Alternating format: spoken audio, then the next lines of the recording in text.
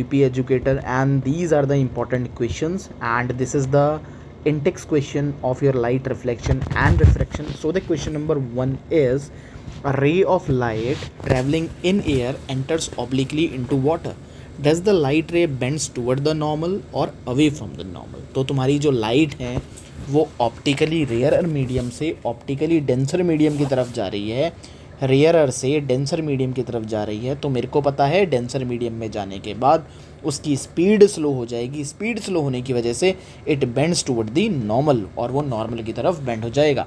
So the answer is the light ray bends towards the normal because its travel from rarer medium to denser medium, its speed decreases on entering water, thus its bends toward the normal. Second question is बच्चों, second question क्या है?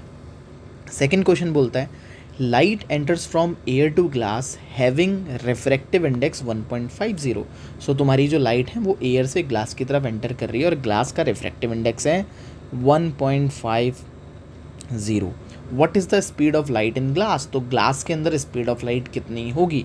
So basically formula लगेगा तुम्हारा absolute refractive index is equal to में speed of light in vacuum upon में speed of light in medium.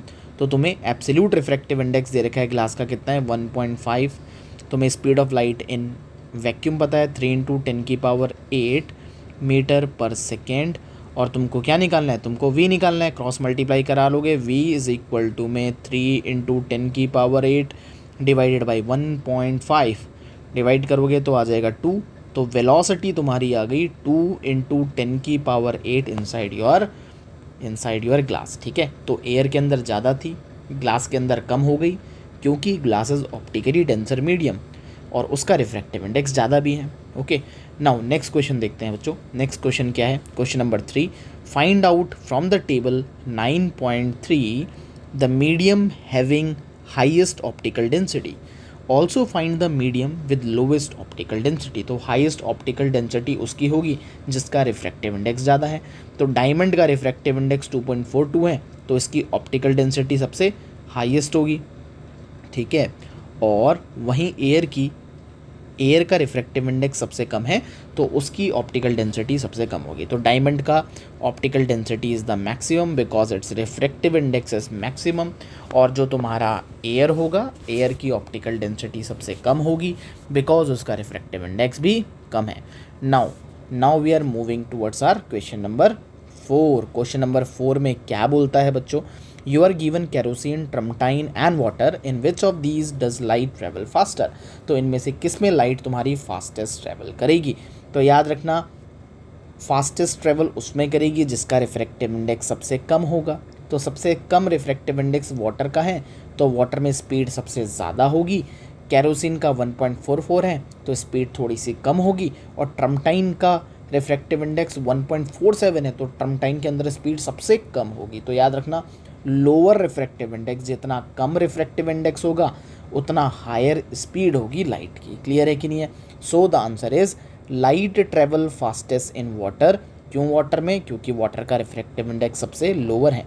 Now moving towards the question number 5। Question number 5 बोलता है the refractive index of diamond, the refractive index of diamond is 2.42। What is the meaning of this statement? इस statement का क्या meaning है? इस statement का ये meaning है कि जो तुम्हारी लाइट की स्पीड होती है, it means that speed of light in diamond जो है, डायमंड के अंदर लाइट की स्पीड 2.42 टाइम्स स्लोअर हो जाएगी देन इन वैक्यूम। किसके कंपैरिजन से? वैक्यूम के कंपैरिजन से 2.4 टाइम्स कम हो जाएगी। कैसे निकालें? मेरे को पता है n इज इक्वल टू में c/v होता है, मेरे को c की वैल्यू पता है 3 × 10⁸, मेरे को रिफ्रैक्टिव इंडेक्स ऑफ डायमंड पता है 2.42, मैंने वेलोसिटी फाइंड कर ली इनसाइड द डायमंड जो आ गई 1.24। तो तुमको पता है ना, एयर के अंदर 3 थी, डायमंड के अंदर 1.24 होगी। भाई कम हो गई, क्यों हो गई? बिकॉज डायमंड का refractive index is very high. ठीक है, तो हम कह सकते हैं कि तुम्हारी जो रिफ्रैक्टिव इंडेक्स है 2.42 का मतलब है कि तुम्हारी स्पीड ऑफ लाइट 2.42 टाइम्स कम हो जाएगी। क्लियर है कि नहीं है? तो ये है। ओके, सो इसके साथ बच्चों हमने सारे इंटेक्स क्वेश्चन को कवर कर लिया है। So let's help us see the world, understand it and appreciate its beauty. From this part we completed all the intext question, ठीक है। नाउ इसके बाद जो हैं जितने भी एक्स्ट्रा कॉन्सेप्ट होंगे वो हम सीखेंगे in our channel VP educator. Thank you बच्चों।